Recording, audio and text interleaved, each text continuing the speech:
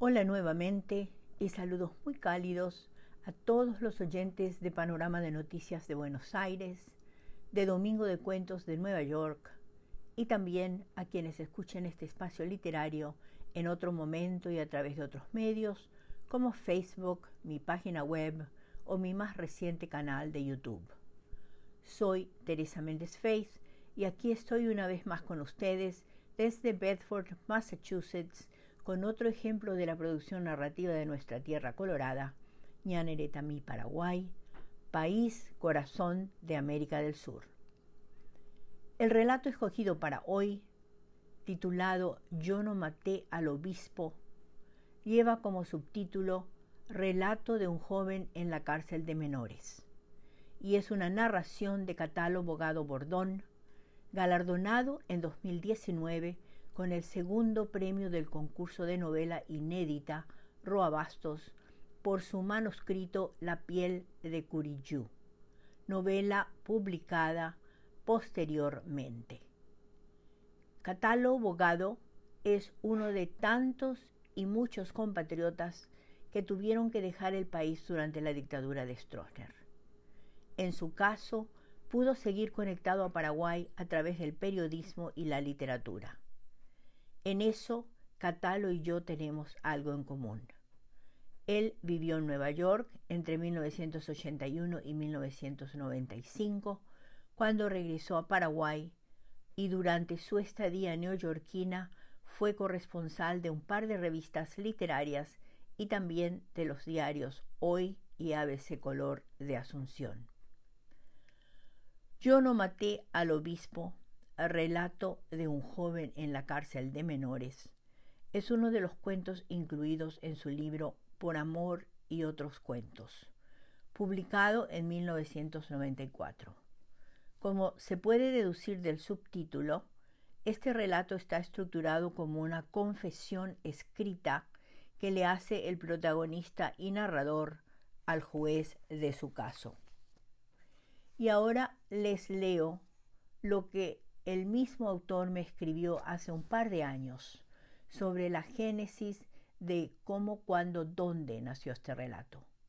Según Catalo, y lo cito textualmente, Yo no maté al obispo es un cuento psicológico, basado en un hecho real, muy comentado en el Guairá, donde un hombre mató en una emboscada a su adversario y, acusado del crimen, argumentó ante el juez que ciertamente él disparó su escopeta, pero con la intención de cazar un venado que pasaba corriendo. El caso, como materia prima, fue enriquecido con la creencia popular de que los gatos tienen 7 vidas. El cuento, publicado casi 30 años atrás, forma parte de una serie de escritos con fuerte influencia de Franz Kafka, donde los personajes salen de la realidad. Fin de esta cita. Y más recientemente, revisitando el cuento con las preguntas de mi mini entrevista, agregó lo siguiente. Por la década del 90, charlando con don Francisco Pérez Marisevich, me dijo que en Paraguay no había, y si había él no conocía, ninguna novela de aventura ni de suspenso o terror, que no sea sobre el manoseado pombero o lobizón. Fue aquel comentario que me animó a escribir un cuento psicológico de suspenso, basándome un poco en el muy popular mito de las 7 vidas del gato. Por supuesto, para el suspenso, un gato negro tenía que posesionarse de un adolescente perturbado que, en su enajenación, fuera culpando al pobre felino de todas las desgracias o muertes que iban sucediéndose. Fin de esta cita. Y respecto al cuándo específico, me dijo, y nuevamente lo cito con sus palabras textuales. Recuerdo que lo escribí una noche de lluvia, con luz de vela y relámpagos en Charaná, una pequeña aldea del Guairá, que hoy se llama Eugenio A. Garay, donde pasé mi infancia como abuela Membuj, hijo de la abuela. Yo vivía en Nueva York y después de la caída de la dictadura de 1989, había vuelto por unos días a esa aldea para matar los largos años de añoranzas por mi tierra y mi gente. La obra es un relato, un monólogo, especie de justificación que el joven condenado por los crímenes va diciendo a un juez imaginario. Fin de esta cita.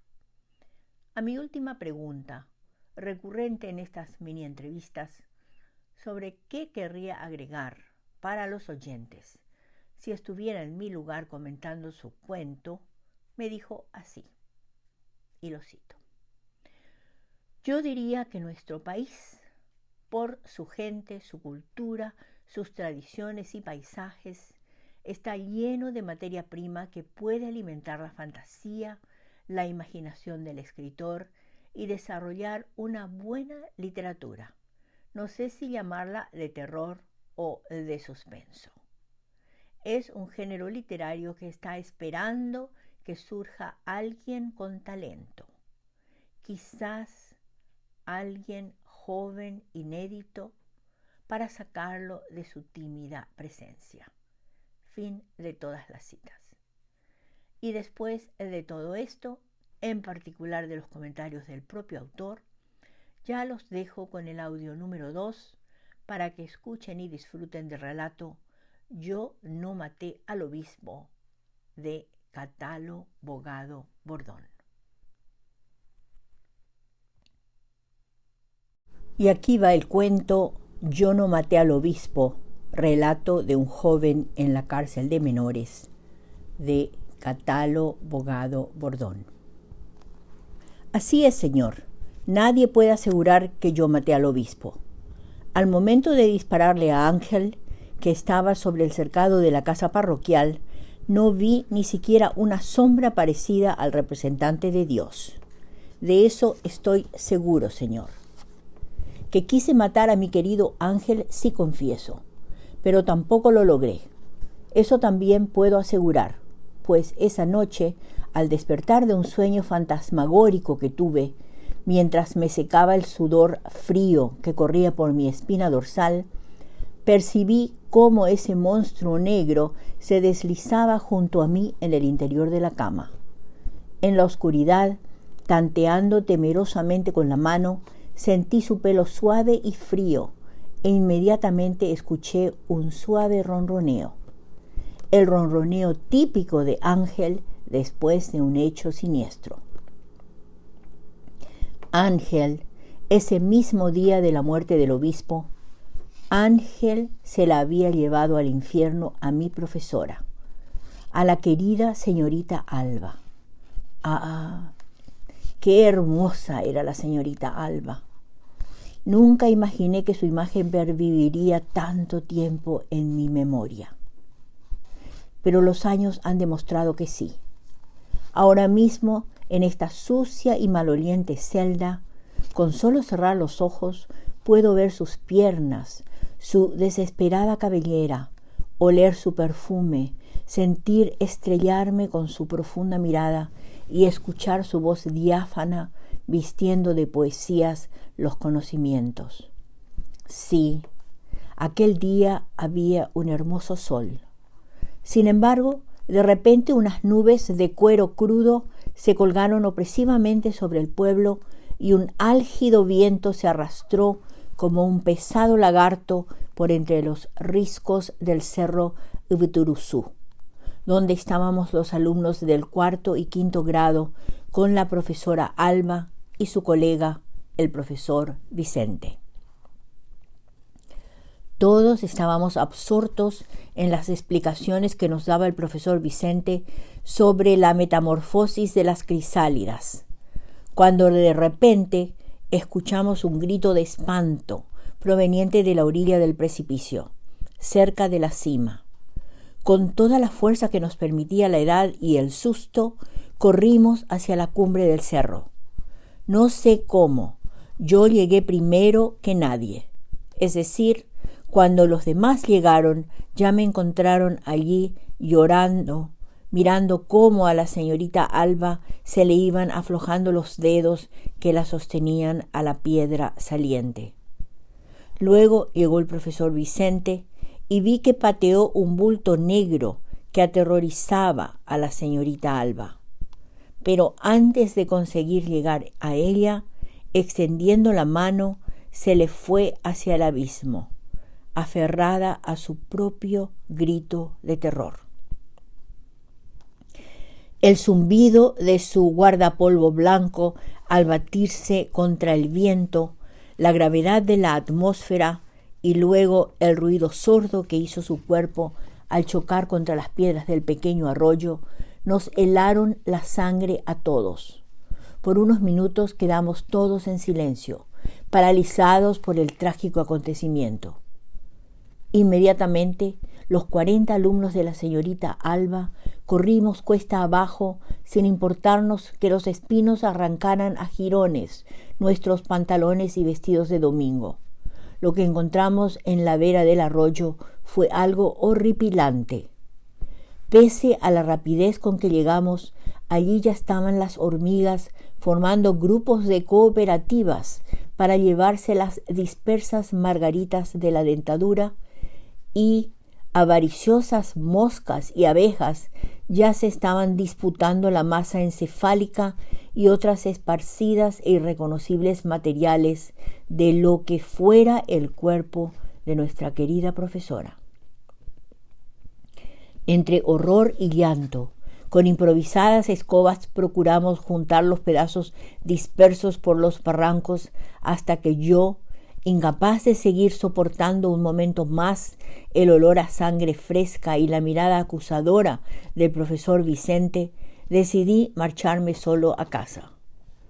Cuando ya me iba alejando unos metros del grupo de alumnos, el profesor y un compañero de clase llamado Miguel Bordón me tomaron del brazo y me preguntaron por qué lo hice. Les dije sinceramente que no sabía de lo que me estaban hablando. Cuando llegué a casa, tras vagar un rato por las calles del pueblo, al traspasar el pequeño portón que precede al jardín sin flores, vi que allí estaba él, ufano e indolente, mirándome desde la umbrosa rama de la ovenia. ¡Maldito ángel! Desde que lo vi caminar sobre el cuerpo de mi hermana, la noche que un rayo la electrocutó junto a una de sus compañeras, llegué a la absoluta convicción de que él era el culpable de la muerte de mis padres en aquel absurdo accidente casero y del improbable accidente que acabó con la vida de la señorita Alba. Ángel, mi gato negro, había acabado con la vida de las personas a quien realmente he amado en esta vida. Mi abuela Fermina, apenas le referí lo acontecido con mi maestra, y pese a que no le comenté ni el más mínimo de los detalles de lo ocurrido en el cerro, ya sabía que aquel escurridizo felino había hecho que la maestra perdiera el equilibrio y se resbalara hacia el abismo. Él la mató, me dijo, y con el dedo índice en los labios me pidió silencio, que callara, que no dijera nada, que mantenga mi respiración. Y, caminando por la punta de los pies, se fue dentro de la casa y regresó con la escopeta que el señor obispo le había prestado para tirar a las palomas que entran a la iglesia y se posan en la espada de San Miguel y cagan sobre la espalda de Jesús. Miró hacia la copa de la ovenia y, tras señalarme un bulto negro escondido entre el follaje, cerró uno de sus ojos y apuntó con firmeza al misterioso objeto. El disparo atronó todo el valle. El bulto, que no era otro que mi gato, por el impacto de las municiones, salió volando por el aire hasta caerse pesadamente sobre el espinoso rosal. ¡Abuela! ¡Lo mataste!, grité. No creas, mi hijo. Todavía le faltan varias vidas, me dijo, y mientras trataba de recargar su arma. En esto, el gato, que quedó por unos segundos quieto, empezó como atacado por un intenso frío a temblar. Luego, sacudiéndose su erizado pelo, se paró sobre sus patas y, sin más síntomas que el haber sufrido un gran susto, saltó de la enramada de rosas y, haciéndose del tronco de la ovenia, llegó hasta la cornisa de la casa y se perdió por el musgoso tejado de la vecindad. Fue en aquel momento que recordé que los gatos tienen 7 vidas y pregunté a mi abuela si cuántas vidas le sobraban a mi gato. Ella me miró con cara aterrorizada y me dijo de mala gana: «Le faltan 2. Este maldito tiene que llevarse 7 vidas. Ya se llevó 5». Terminaba la frase cuando en la canaleta de la casa una sombra oscura que maullaba furiosamente voló por sobre la cabeza de la abuela. Instintivamente ella apretó el gatillo de la escopeta y tras el disparo se derrumbó sobre las afiladas puntas de las secas ligustrinas. Tenía las mandíbulas destrozadas por los balines. Así fue como murió mi abuela, no como dicen la gente del pueblo. Fue entonces que, cegado por la rabia, tomé la escopeta, la volví a cargar y fui tras él hacia el cercado. El resto de la historia ya te la había contado. Puedo jurar que yo no maté al obispo. Fin del cuento. Y aquí van datos biobibliográficos para Catalo Bogado Bordón. Esta información proviene de la 4ª edición de mi diccionario de la literatura paraguaya, publicado en diciembre de 2021. Catalo Bogado Bordón nació en Villarrica en 1955. Narrador, poeta, periodista, músico y pintor. Miembro de la Sociedad de Escritores del Paraguay y del Pen Club del Paraguay, Catalo Bogado Bordón tiene una 20 de libros publicados. En poesía es autor de Antes del Amanecer, 1986, Iluminada Orilla, 1985, y Cristo ya no vive aquí, 2003.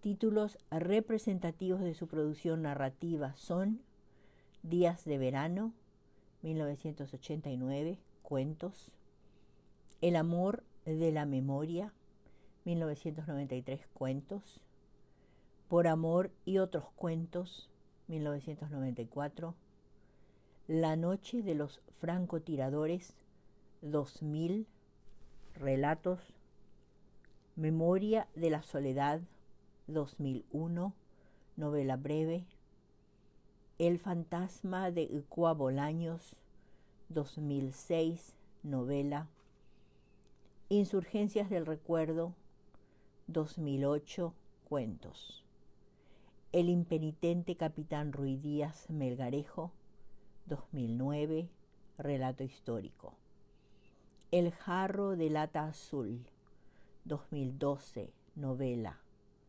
Solitarias y desesperadas, 2018, relatos, La inundación, 2019, relatos, y La piel de Curiyú, 2019, novela breve.